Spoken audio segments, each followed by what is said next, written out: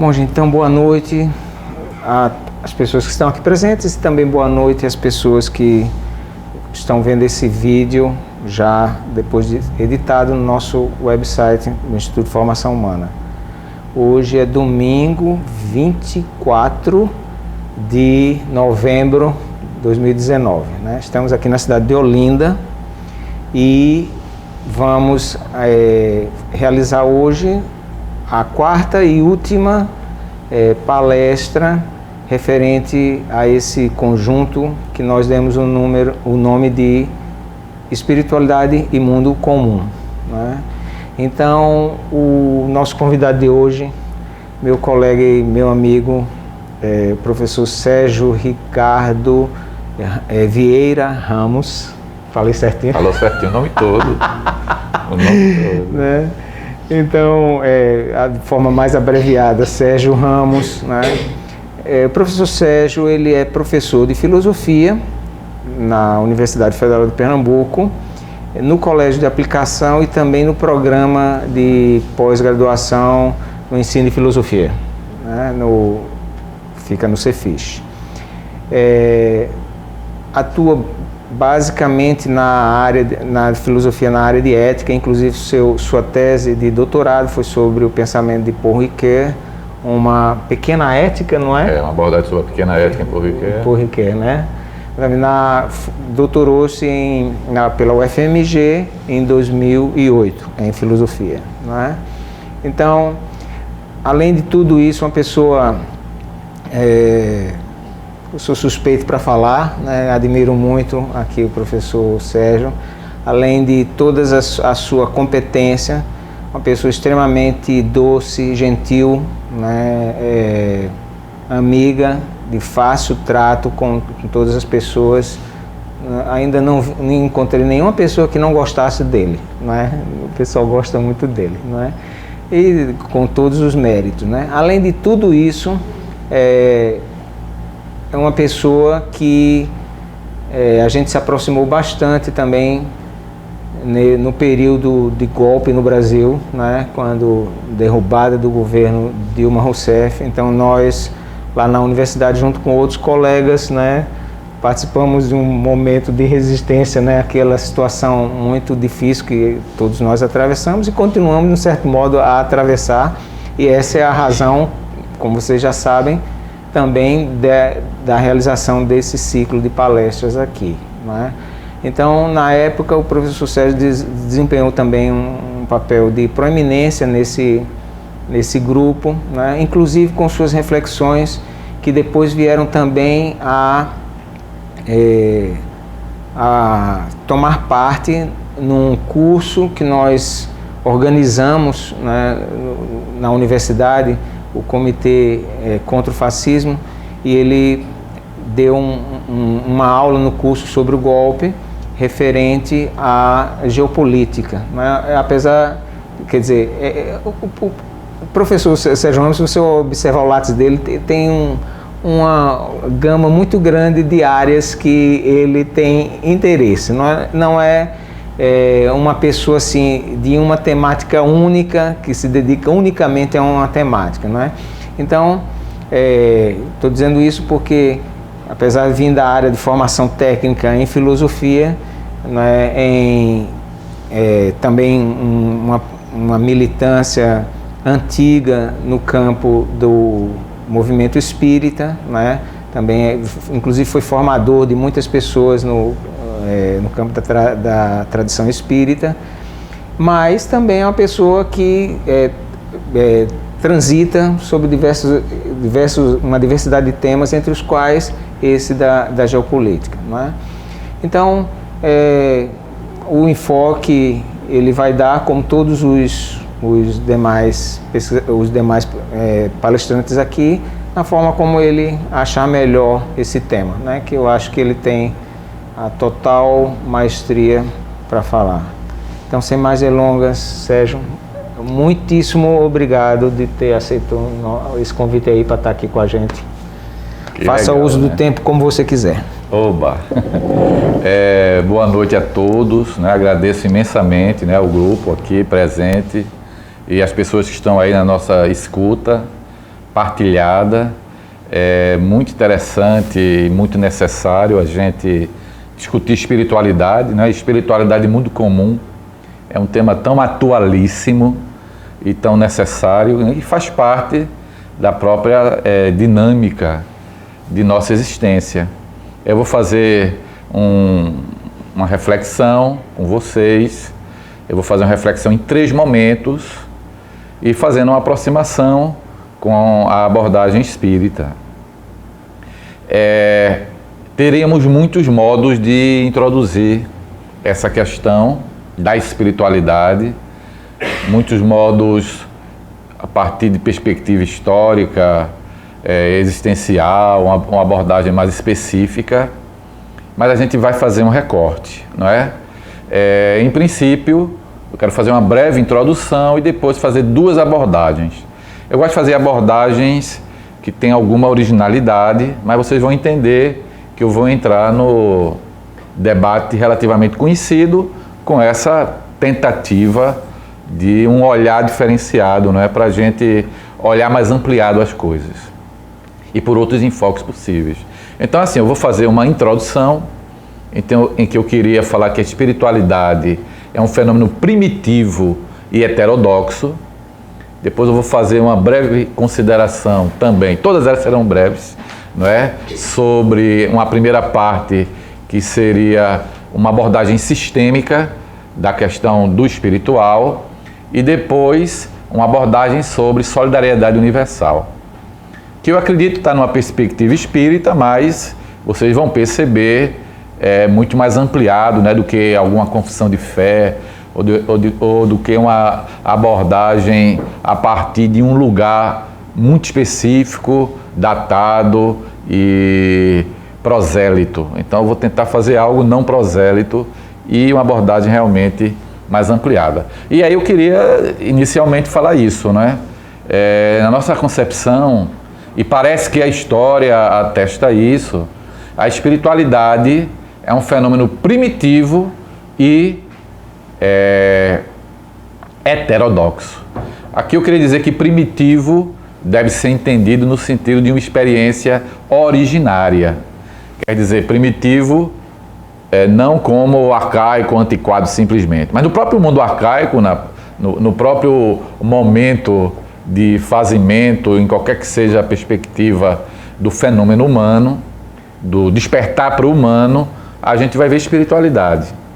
Então, no imemorial e no memorial, a gente tem uma presença e uma demanda de espiritualidade nas histórias da constituição e da descoberta do homem, de si mesmo e nessa longa travessia.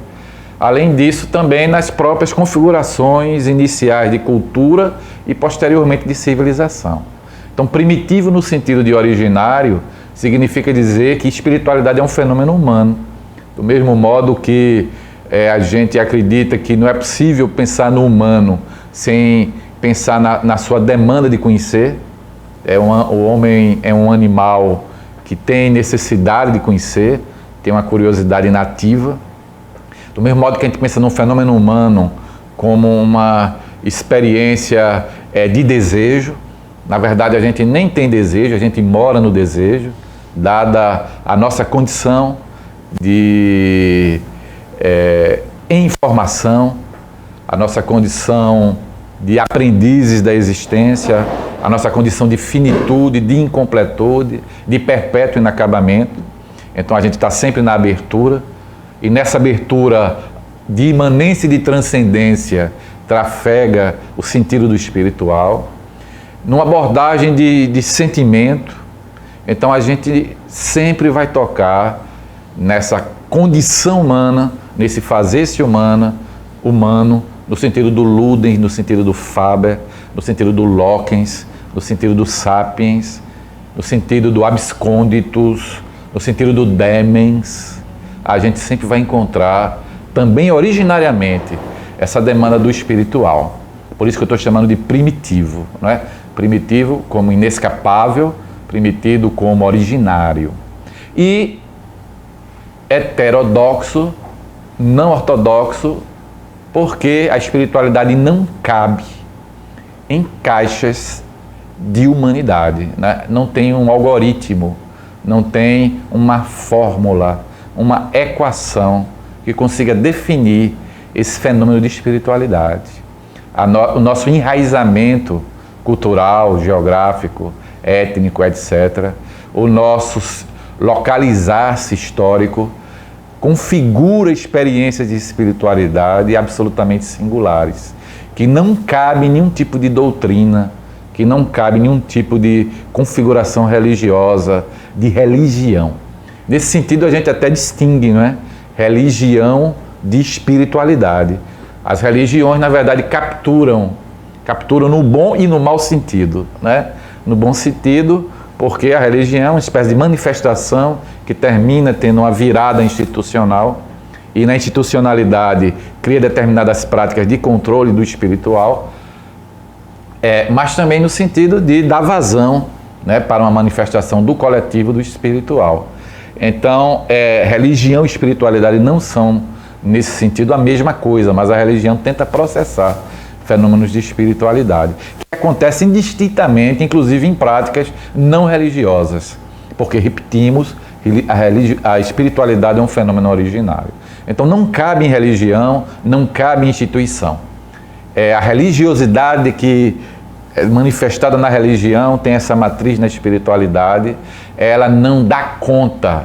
Tem até um pensador que ele tinha um livro bem interessante, é o Bergson, agora na virada do século XIX para o século XX, quando ele fala das duas fontes da moral e da religião, e de um modo mais ou menos esclarecedor, ele diz que tem religiões fechadas e religiões abertas. As religiões abertas têm a ver com essa clareza de que a espiritualidade não se domestica.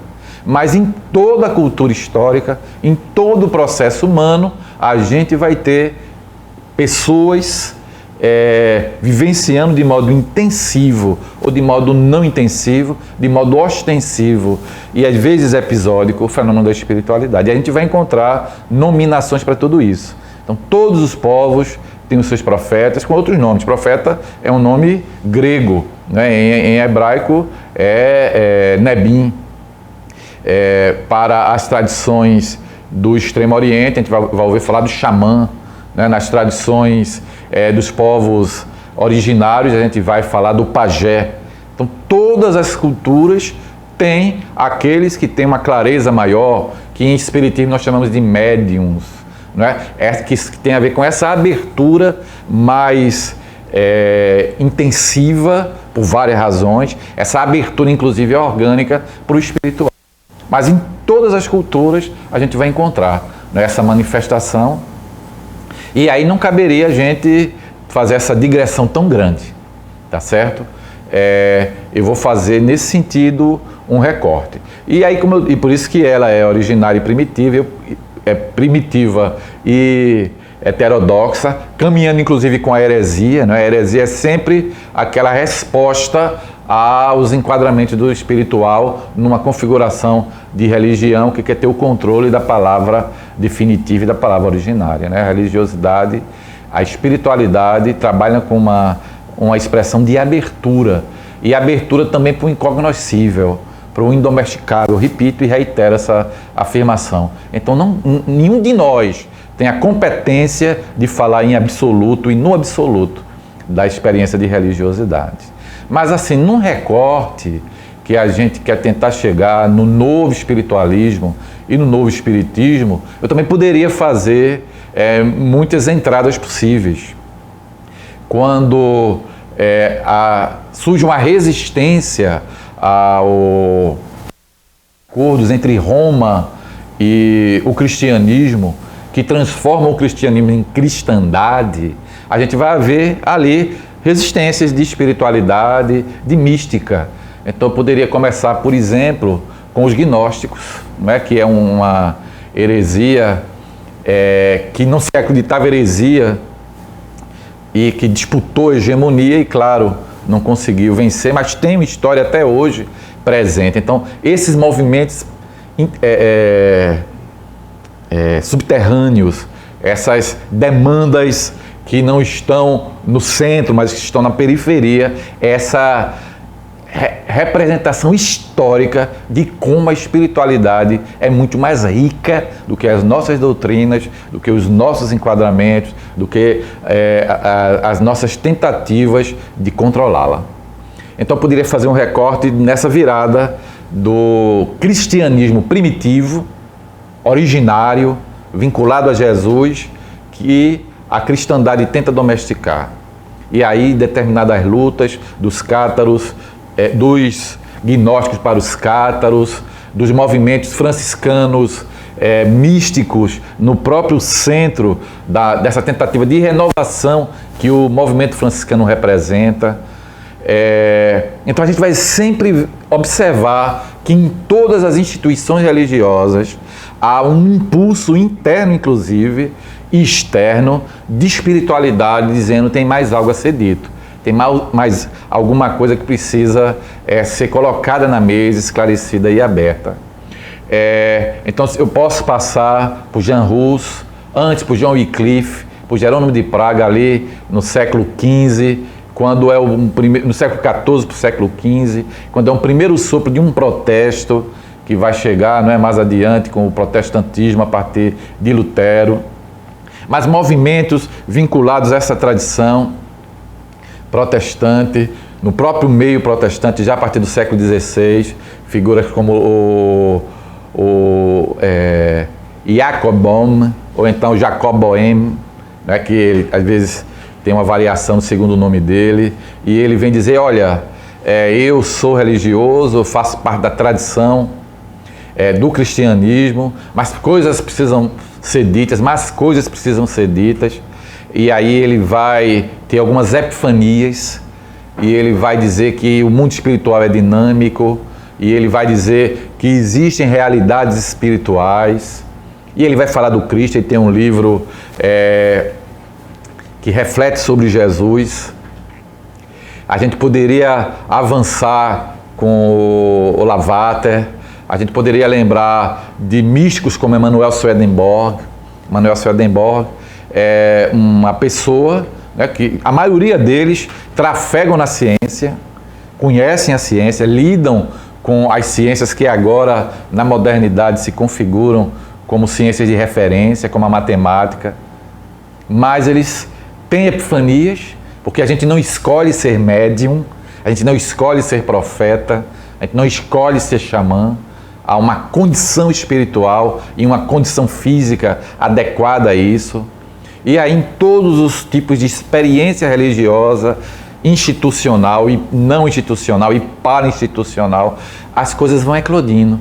Então, Emanuel Swedenborg e outros místicos da própria tradição católica e protestante, eles começam a dizer, olha, eu estou vendo que o mundo espiritual é dinâmico, eu estou vendo que o além, que eu posso até criar algumas categorias para dar um pouco de didática no processo de compreensão, mas a ideia de céu e de inferno tem escalas, tem dimensões, tem gradações, e aí eles começam a falar, né, de uma dinâmica de espiritualidade que faz parte da própria condição dessa vida histórica que nós vivemos, dessa vida no mundo material que nós vivemos.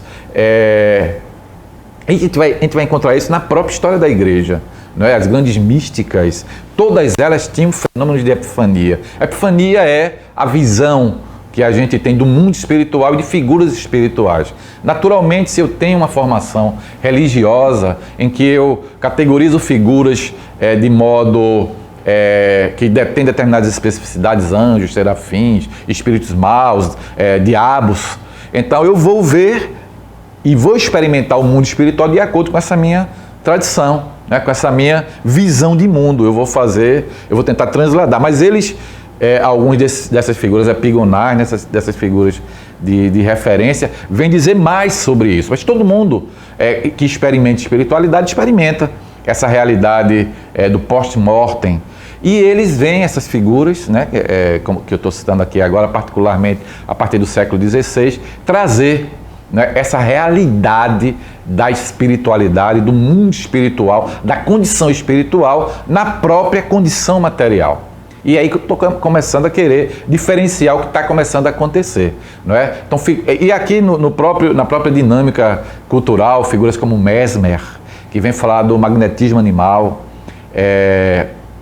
que o Lavater tinha a ver com ele, e eles dialogavam com Emmanuel Kant, admirava Emmanuel Swedenborg. Depois eles tiveram uma certa briga, disputa. O Lavater conhecia o Goethe, era amigo de Goethe, depois também tiveram alguns entreveros. O Lavater era ligado à Pestalozzi, que é aquele que representa de modo efetivo o pensamento pedagógico renovador de Jean-Jacques Rousseau. Quer dizer, na experiência cultural, inclusive do iluminismo, né, com as figuras do romantismo, numa determinada resistência a um modo hegemônico da razão, nesse caldo de cultura vão surgindo.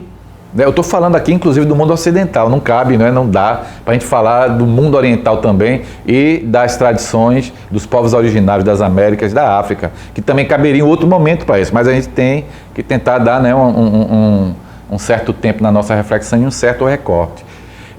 E aí a gente vai chegar no século XIX com personagens históricos, com uma prática histórica bastante ligada, bastante sintonizada com o seu tempo.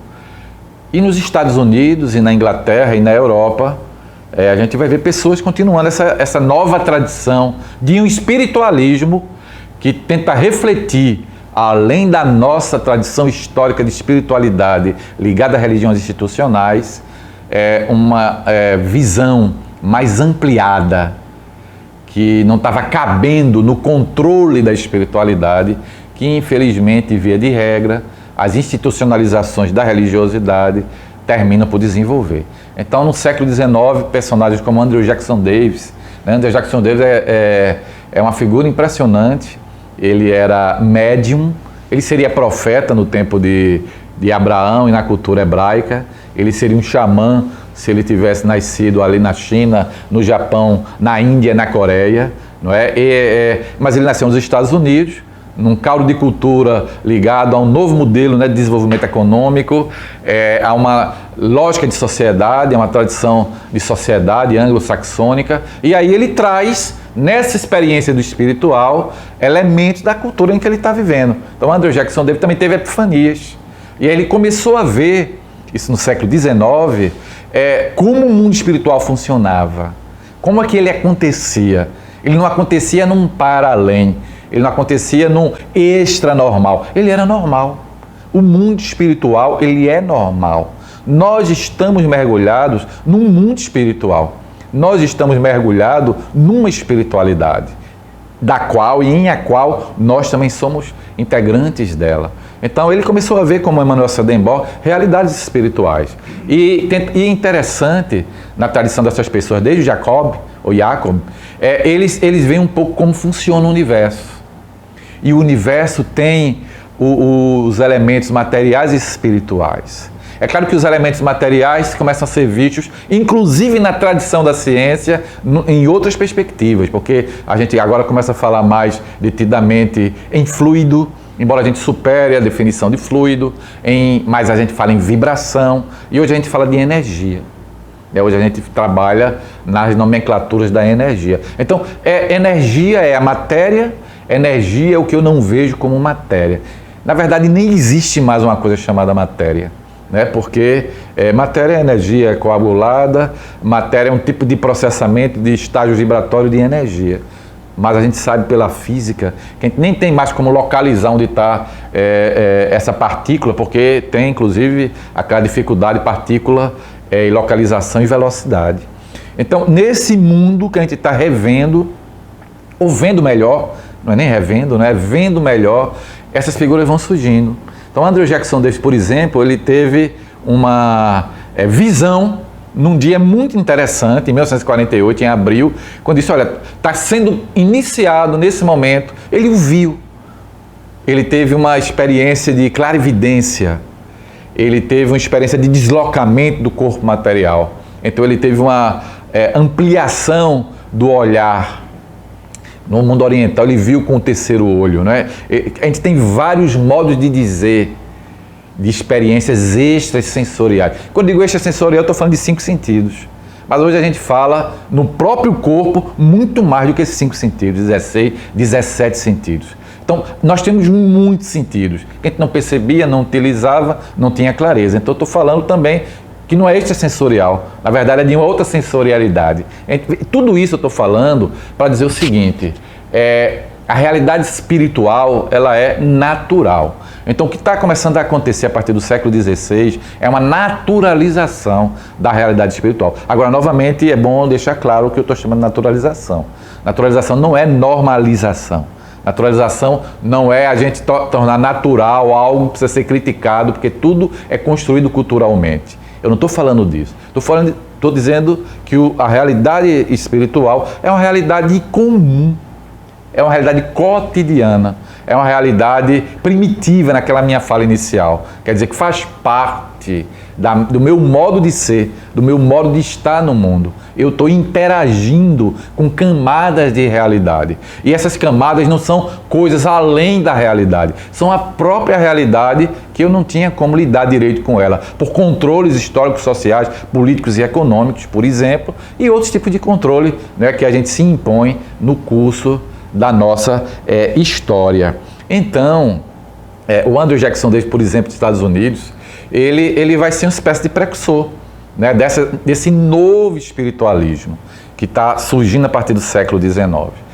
E aí, em 1948, é quando acontece um episódio que ele não vem inventar o mundo espiritual, ele não vem inovar como mundo espiritual, ele não vem criar mundo espiritual, mas ele é um momento de numa determinada encruzilhada histórica que vai pedir outras demandas sobre o espiritual, que é aqueles famosos fenômenos de Hydesville, não é, com aquelas irmãs Fox lá nos Estados Unidos, não é, lá em 1948 até mais adiante, as irmãs Leah, Kate e Catherine Fox. E elas têm uma experiência muito cotidiana, muito comum de um espírito na casa delas, né, que tinha morrido, e aí aparece porque elas eram médiums. O médium adolescente também tem uma condição de energia muito intensiva, então também está associado a fenômenos anímicos, que a gente liga com a ideia do chamado Portgaster, não é? Mas ali estava acontecendo algo, mas estava acontecendo desde sempre, mas aconteceu desde sempre. Mas ali aconteceu como algo que começa a ter um novo tratamento.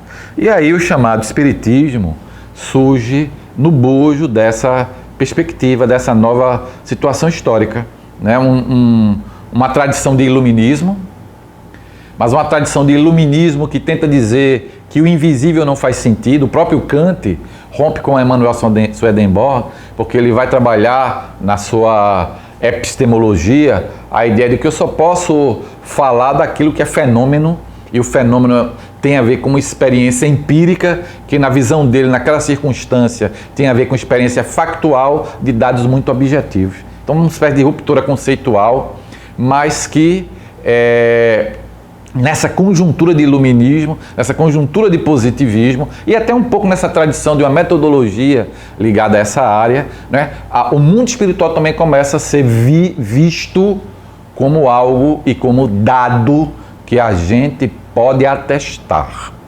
Atestar porque está acontecendo e a gente pode até tentar dar clareza sobre ele. Isso é um novo espiritualismo. Esse é um novo momento de espiritualidade. Estou falando daqui da tradição ocidental, que é o que se chama novo espiritualismo. O que significa, mais ou menos, em linhas gerais, esse novo espiritualismo? Significa que o mundo espiritual ele é normal, ele não é sobrenatural, ele não é extranormal, ele é normal, ele está acontecendo, não é além ou aquém, mas é aqui, é agora, mas é também além e é também aquém. Nós estamos mergulhados no oceano de espiritualidade, do mesmo modo que nós estamos mergulhados no oceano de energia que tem determinadas manifestações que a gente chama de materialidade. Nós estamos mergulhados nessa realidade. Então não tem fora dela, tem ela.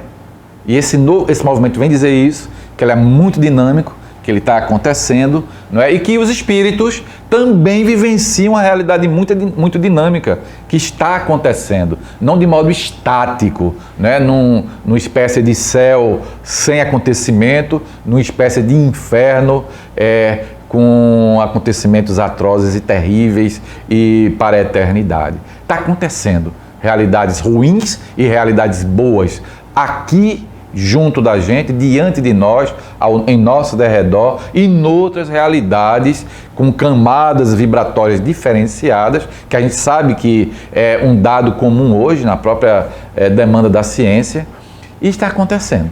Então, o novo espiritualismo vem trazer essa reflexão para nós, mais que uma reflexão, essa reflexão fruto de um aprendizado acumulado da história da humanidade. O Espiritismo não vem inventar espírito, o Espiritismo não tem uma relação de invenção de mediunidade. A mediunidade está na Bíblia, está no Alcorão, a mediunidade está no Livro dos Mortos, a mediunidade está no Bhagavad Gita, aliás, nos livros de que o Bhagavad Gita é capítulo, Mahabharata, no Ramayana.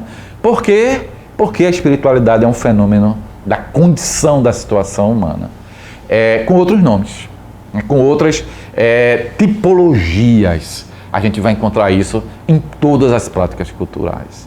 Então esse é uma espécie de, não vou dizer que é um preâmbulo, que eu até me avancei muito, né? Mas é para situar esse horizonte de espiritualidade.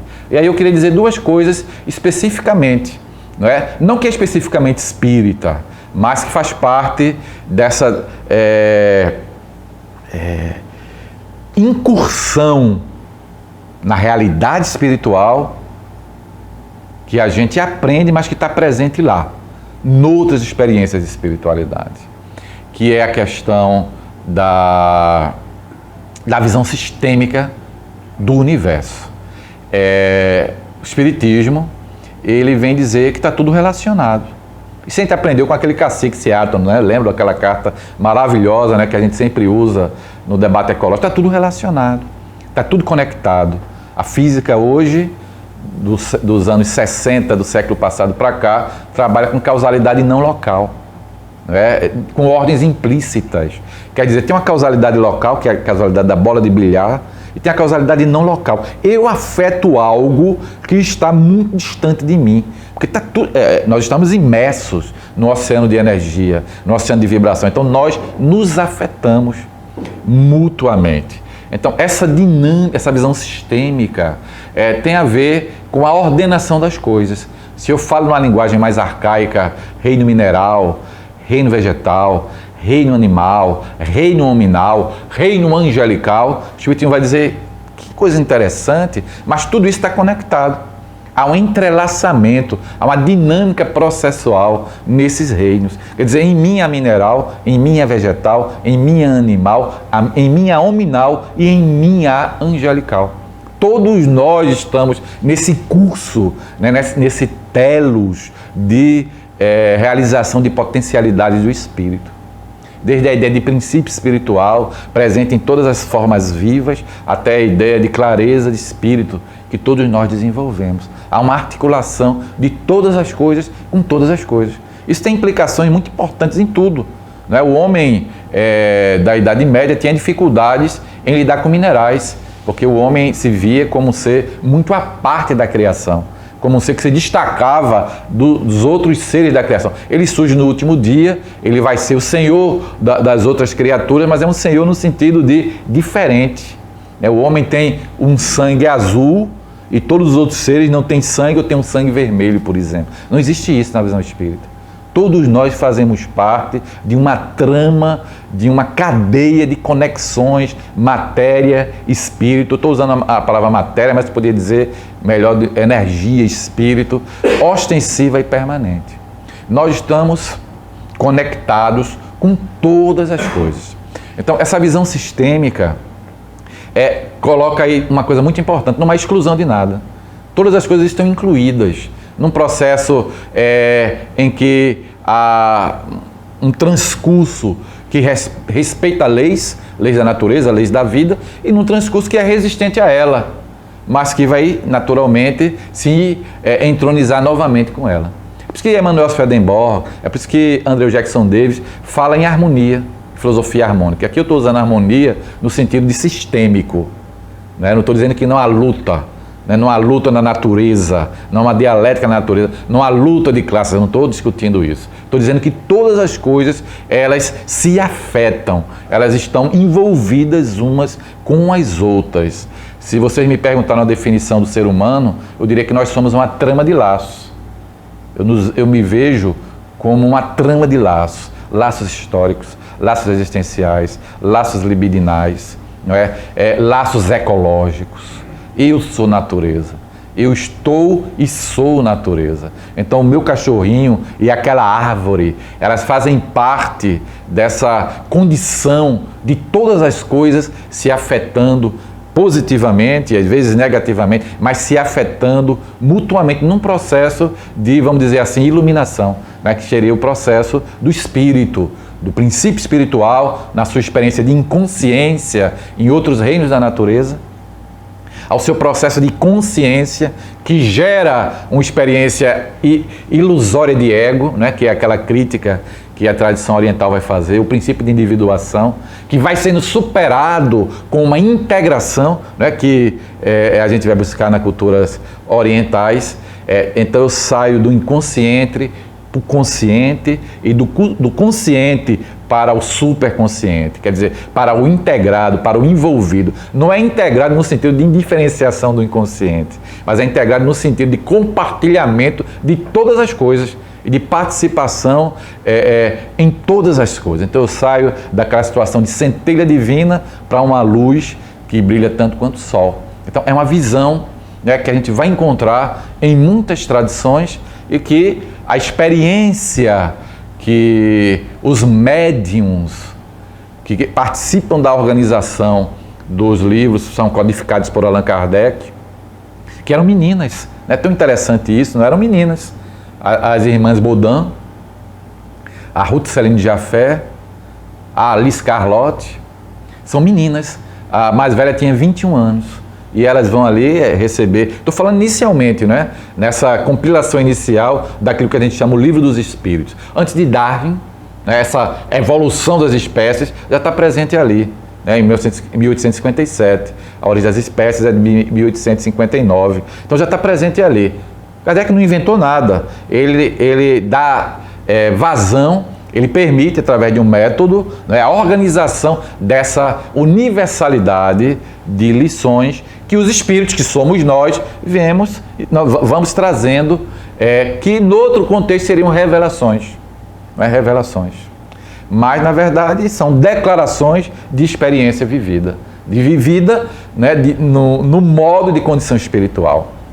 Além da condição material, né, que alguns chamam de espíritos desencarnados, que é a minha condição sem o chamado corpo físico.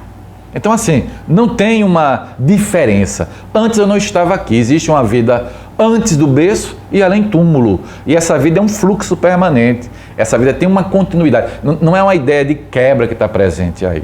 É claro que há algumas diferenças no novo espiritualismo. Por exemplo, na tradição anglo-saxônica, era muito comum não aceitar algo que o Allan Kardec descobriu e também não tinha muita clareza inicialmente, que é a ideia de reencarnação. A ideia de reencarnação que foi trazida por espíritos que se comunicavam através de várias mediunidades e dessas meninas também. E aí ele precisou tentar entender isso, não era muito aceita no espiritualismo da Inglaterra, no espiritualismo dos Estados Unidos, o anglo-saxão principalmente, embora muitos grandes e proeminentes espíritas desse mundo anglo-saxão entendeu a reencarnação como um fenômeno natural, biológico e espiritual. Mas a reencarnação é outro modo de dizer que nós estivemos lá. Nós fizemos parte daquele outro momento, noutra circunstância, e a gente está aqui agora. Então, existe uma solidariedade universal. Então, além dessa solidariedade de todas as coisas, em que os reinos alimentam outros reinos, em que o mineral está na composição do vegetal, e o mineral e o vegetal estão na composição do animal, e assim sucessivamente, em que o homem se desenvolve num processo da inconsciência à consciência e da consciência a uma integração com identidade, né? Quer dizer, não é uma integração sem singularidade, é uma integração com identidade, mas quanto mais eu me integro, por exemplo, no amor, mais eu sou inclusivo e participativo. Então, é uma integração que parece até, que às vezes, inclusive, alguns confundem com panteísmo. Eu estou tão vinculado com todos os seres, eu estou tão parceiro de todos os seres, que parece que eu não consigo mais me ver. Não é isso que a gente está falando. Mas aí vem, além dessa relação de visão sistêmica da realidade, do universo, de relação de todas as coisas com todas as coisas, vem no próprio fenômeno do humano essa ideia de solidariedade universal. Então, na visão espírita, associada à visão da reencarnação, nós não somos homem ou mulher. Nós não somos brancos ou amarelos ou negros. Nós não somos absolutamente dessa ou daquela etnia ou dessa ou daquela condição cultural. Nós somos espíritos que estamos nesse momento reencarnando na Terra, mas muitos podem ter vindo de outras experiências, de outras realidades, de mundos. Então, extraterrestres eu estou falando aqui não no sentido de seres que estão visitando a Terra, mas vivem em outro lugar. Eu estou dizendo que nós vivíamos em outro lugar e estamos agora vivendo na Terra. Embora, para o Espiritismo, as duas possibilidades são bem razoáveis e plausíveis. Tanto existe uma infinidade de mundos habitados, né? Quando a gente diz infinidade de mundos habitados, a gente está pensando aqui não somente no universo e numa matemática possível de vida no universo, mas a gente também está pensando em pluriverso, a gente também está pensando em multiverso, a gente também está pensando em hiperespaço. Então, camadas de realidade. Então, a coisa é muito maior do que a minha visão mesquinha de Deus. Deus criou a Terra é o centro do universo e o homem é o centro da Terra, de algum lugar onde ele se encontra. A visão espírita não comporta essa visão mesquinha de um Deus avaro, né? Para nós, Deus, ele é muito pleno, ele é a abundância e há muitas, como diria Jesus, não é? Há muitas moradas na casa do Pai. Moradas que são realidades espirituais, moradas que são realidades materiais, na dinâmica do desenvolvimento material. Então nós admitimos nesse sentido tanto espíritos que vêm de outros mundos, chamados transmigrados, quer dizer, muitos de nós participávamos de outras realidades planetárias ou interplanetárias, etc. E viemos para a Terra por alguma razão, não é? Muitas vezes até como um novo aprendizado. Então, nascendo em corpos humanos dessa realidade planetária, como também é possível discutirmos isso, embora não é o nosso ponto de foco, né? Visitas de seres de outras realidades de modo não espiritual. Então, isso novamente tem a ver com essa relação de todas as coisas com todas as coisas. E nessa ideia de que nós não somos nem masculino nem feminino, porque o espírito não tem sexo, conceitualmente o espírito não tem sexo, ontologicamente o espírito não tem sexo. Sexo é uma diferenciação biológica por uma necessidade de desenvolvimento das espécies. O espírito é um princípio que tem uma necessidade de uma forma para desenvolver, né, a sua própria potencialidade de iluminação. Mas o sexo é uma diferenciação biológica. Então o espírito não tem sexo. E hoje nasce homem, amanhã nasce mulher. Não é também automático homem e mulher, porque a gente cria um psiquismo, né? A gente desenvolve idiosincrasias num psiquismo. Então não é fácil a gente nascer assim ou nascer assado. Mas o que nós queremos dizer é que na visão espírita não existe nem branco, nem preto, nem amarelo. Não existe nem masculino, nem feminino, nem essa condição étnica, nem aquela, no sentido de ser separado, ser distinto, ser maior ou ser menor. Todos nós, numa visão, vamos dizer assim, cristã, na nossa tradição, somos filhos de Deus, somos potências divinas, somos realizações de Deus e, na nossa perspectiva, Deus não errou com ninguém, porque senão falharia, né, uma das tentativas que a gente tem de entender Deus. que seria a sua onipotência e a sua onisciência. Então, todos nós somos potências divinas em curso de evolução. E quando a gente fala evolução, a gente também tem que vencer um pouco aquela ideia meio ingênua de um progresso permanente. A evolução tem altos e baixos, a evolução tem dificuldades. A barbárie, eu sempre digo isso, né? A barbárie nos sonda. Pode haver alguns tipos de retrocesso no próprio curso da história que a gente viva. Quando a gente fala de evolução, é que nós estamos em aprendizado permanente. Como diria a tradição do iluminismo, particularmente Rousseau, nós não somos perfeitos, nós somos perfectíveis. E o perfectível significa que é aquele que está em aprendizado. E inclusive, a gente tem que entender que o erro também é um elemento muito determinante de aprendizagem. Então, a gente às vezes erra. O problema é quando a gente começa a errar de modo sistemático e intencional. Né? Aí a gente já está se comprometendo. Mas aprender supõe também errar. Então, essa trajetória não é uma trajetória linear.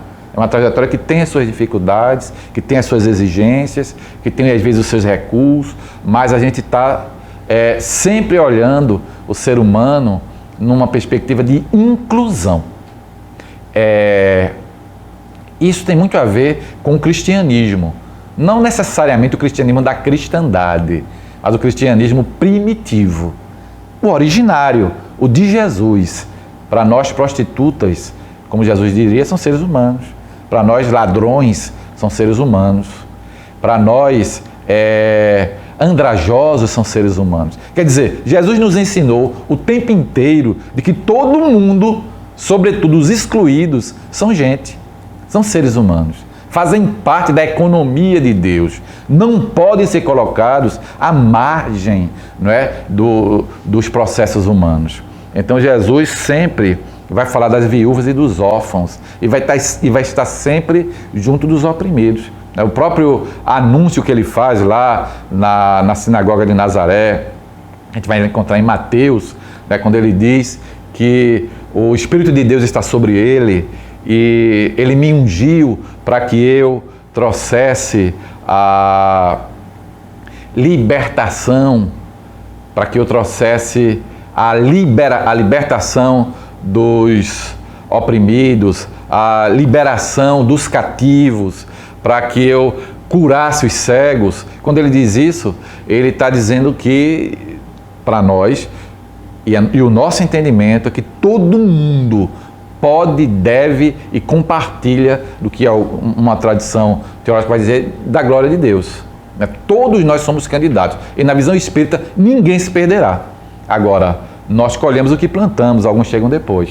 Alguns chegam mais tarde, mas todo mundo vai. Na senda da luz, todo mundo chega. Deus é justo e é misericordioso.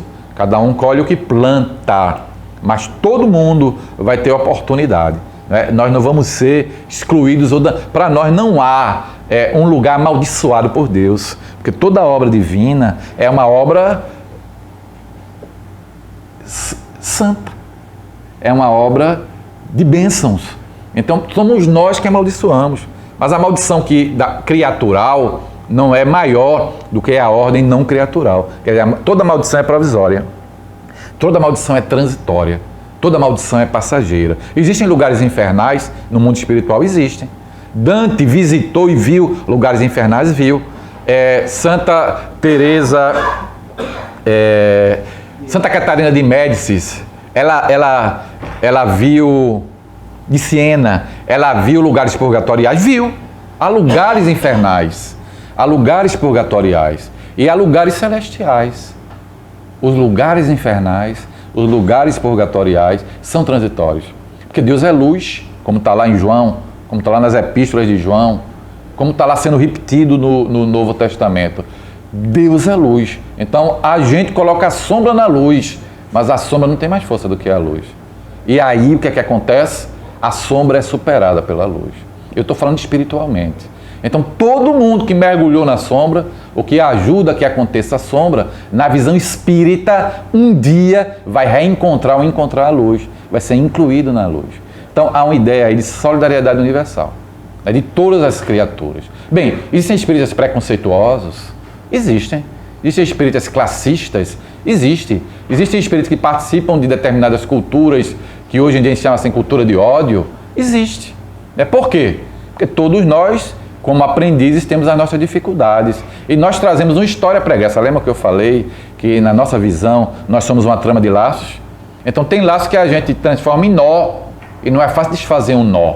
Não é porque eu estou aqui ou ali que o nó está desfeito. O nó, às vezes, nem é desfeito. É preciso novas configurações. Então, nós trazemos as nossas mazelas, nós trazemos as nossas idiosincrasias, nós trazemos as nossas dificuldades, mas a perspectiva mais clara e ampliada é de que tudo é sistêmico, todas as coisas participam do desenvolvimento de todas as coisas, tudo está relacionado. E aí eu falei dos reinos, eu falei da economia do universo. Todas as coisas se tocam e se afetam de algum modo e colaboram para um avanço de... E essa questão, que eu queria colocar como outra questão segunda, de uma solidariedade universal. Né? Eu sou solidário a um passado, porque eu estive lá, e eu sou solidário com o futuro, porque eu estarei lá. E eu sou solidário com quem estava lá comigo no passado, e eu não lembro se era homem ou mulher, se eu participava dessa ou daquela condição de classe, e eu estarei mais adiante. A ideia progressista originária no Espiritismo, que às vezes se misturou com a ideia de um progresso meio que ingênuo, como eu queria repetir isso muito detidamente, quer dizer, como se as coisas não pudessem ter determinados recursos e como se a história fosse linear. Isso deve ser realmente combatido, essa ideia de progresso.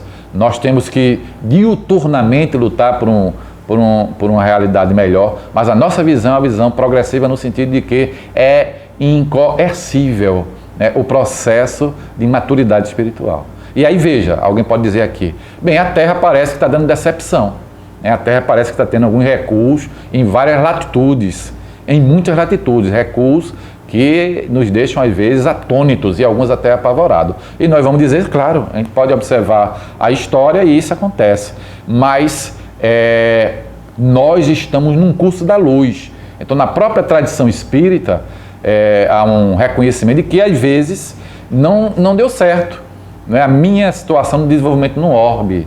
Então, às vezes, existe um recuo para outros orbes. Na visão espírita, por exemplo, se fala muito de uma realidade dos chamados capelinos, que faziam parte da constelação do cocheiro, e haveria uma evolução daquela realidade para um mundo de vibração mais refinada, e alguns não tinham condições, foram migrados, que tem um pouco a ver com aquela história do anjo decaído. Veja, eu não vou falar em termos de mitologia, como se isso fosse uma mitologia, né? Eu não vou falar em termos de lenda também, como se fosse uma lenda, mas nos registros arquetípicos da minha experiência espiritual, de que todos nós fazemos parte, nos registros da minha experiência, que nem a memória consegue mais registrar com algum mínimo razoável de clareza, existe alguma noção dessas migrações. E aí eu posso transformar essas migrações numa história e numa alegoria. Então, por exemplo, quando eu falo no anjo decaído, quando eu falo em espíritos que caíram, eu posso fazer uma analogia com a realidade espiritual de um determinado orbe, de uma determinada realidade planetária, em que algumas criaturas não tiveram condições de avançar, né, com o desenvolvimento intelecto, moral, etc., daquela realidade, e elas são migradas para outros mundos, como a Terra teria recebido esses espíritos. Eu quero dizer novamente o seguinte, tem uma solidariedade em tudo. Pode ser até que a gente não consiga dar conta da Terra e a gente amanhã detone a Terra, destrua a Terra. A gente está tentando fazer isso, né? A gente tem se esforçado para destruir a Terra, já faz muito tempo. Pode ser até que isso aconteça, mas o que é que vai acontecer com a realidade espiritual?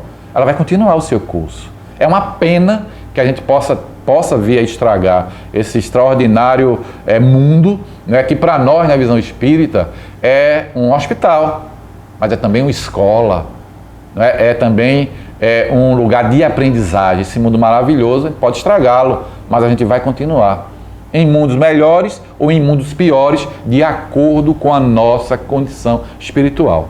De acordo com a roupa que nós estivermos vestindo, no sentido que Jesus fala da roupa nupcial, não é? E o que é roupa nupcial na visão espírita? É a quantidade de amor que eu já vivo e que eu, sobretudo, pratico. Para o espiritismo, não existe salvação em religião. Não existe a tentativa de aumentar o número de prosélitos. a perspectiva espírita originária, e aí tem muitas coisas acontecendo, há problemas no movimento espírita de concepção, mas a experiência originária é de que qual é a bandeira do espírita? É a bandeira de qualquer pessoa que está tentando se iluminar, é o amor. O amor nos integra a todos. Então, na nossa visão, um ateu que ama está melhor do que eu, que posso me denominar um religioso, mas que não amo. Então, para nós não vale estatística de proselitismo, estatística religiosa. O que vale é eu assumir, não é, a minha condição de mensageiro do amor, né, de pessoa que vibra no diapasão da solidariedade, como eu estava dizendo, da fraternidade, como eu estava dizendo, do compartilhamento, como eu estava dizendo, né, dessa perspectiva de colaborar na dinâmica de todas as coisas, que é como eu estava dizendo. Então, a visão espírita é uma visão que não vem inventar, né, novos paradigmas religiosos. A reencarnação é muito ancestral, né, ela está presente no judaísmo, ontem e hoje, né, algumas variações do judaísmo, ela está presente no cristianismo, ontem e hoje. Ela está presente nas tradições orientais, ela está presente em determinadas tradições africanas e determinadas tradições de povos originários, porque de vez em quando eu tenho intuição, como profeta, como Nebim, como xamã, de como está acontecendo o processo cósmico. São as chamadas epifanias, que o Jacob Boehme, que o Emanuel Swedenborg, que o Andrew Jackson Davis tinha. Eles veem as coisas acontecendo. E aí a gente vê que o Espírito João foi o Espírito Antônio ou Maria noutra vida. E isso aí vai sendo registrado e vai sendo trazido, né, para a nossa experiência mais factual, mais de comunhão com as ideias de outras pessoas nesse mundo. Então o Espiritismo, ele não vem inventar espiritualidade, ele não vem inventar religiosidade, ele não vem inventar espírito, ele não vem inventar mediunidade, ele não vem inventar reencarnação, não vem inventar pluralidade de mundos habitados. Ele vem, né, nessa colaboração do curso da espiritualidade, que tem a ver com a própria história da humanidade em sua espiritualidade em desenvolvimento. Então vem fazer esse somatório e abrir, né, pontes para o mundo da pesquisa científica, na esteira do iluminismo, na esteira da modernidade, e para o mundo oriental também. Por quê? Porque a reencarnação, no século XX, ela vai... Já no século XIX, já em determinados ambientes culturais estava presente, no século XX ela vem aparecer com a própria tradição oriental que vai chegando. Então, a comunicabilidade dos espíritos é a mesma coisa, a prática de comunicabilidade dos espíritos não é igual no mundo anglo-saxão, no mundo europeu e no mundo latino-americano.